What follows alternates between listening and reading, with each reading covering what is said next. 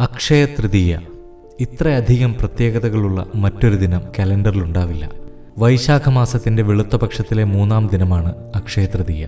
മഹാവിഷ്ണുവിന്റെ പ്രധാന അവതാരങ്ങളായ പരശുരാമനും ബലരാമനും ജനിച്ചത് അക്ഷയ തൃതീയ ദിനത്തിലാണ്.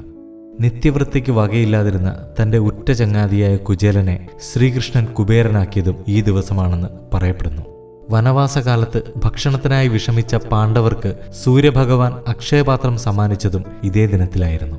പാണ്ഡവരെ അനുഗമിച്ച ഋഷിവര്യന്മാർക്ക് ഭക്ഷണം നൽകാൻ ഒരു വഴിയും കാണാതെ നിസ്സഹായനായ യുധിഷ്ഠിരൻ സൂര്യഭഗവാനെ മനമുരുകി പ്രാർത്ഥിച്ചു. ഇതിൽ സംപ്രീതനായ സൂര്യഭഗവാൻ നൽകിയതാണത്രേ അസംഖ്യം ആൾക്കാർക്ക് മൃഷ്ടാന്ന ഭോജനം നൽകാൻ കഴിയുന്ന അക്ഷയപാത്രമെന്ന മാന്ത്രിക പാത്രം. ആഹാരം ക്ഷയിക്കാത്ത പാത്രം എന്ന അർത്ഥത്തിൽ അതിന് അക്ഷയപാത്രം എന്ന പേരും കിട്ടി.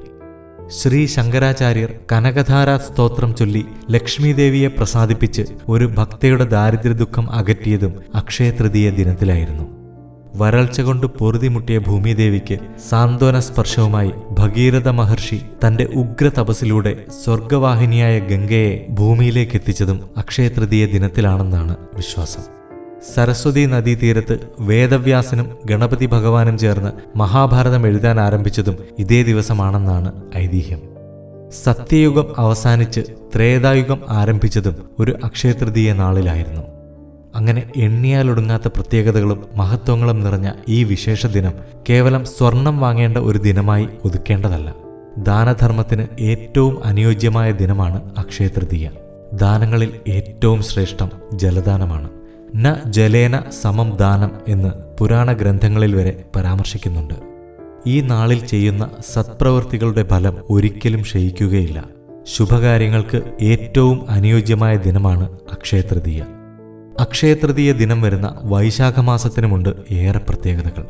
മഹാവിഷ്ണുവിന് ഏറ്റവും പ്രിയപ്പെട്ട മാസമാകയാൽ മാധവമാസം എന്നുകൂടി അറിയപ്പെടുന്ന ഈ ഒരു മാസക്കാലം ഭഗവാൻ വിഷ്ണു ലക്ഷ്മി സമേതനായി തന്റെ ഭക്തരെ സന്ദർശിക്കാൻ ഭൂമിയിൽ ഉണ്ടാകുമെന്നാണ് വിശ്വാസം.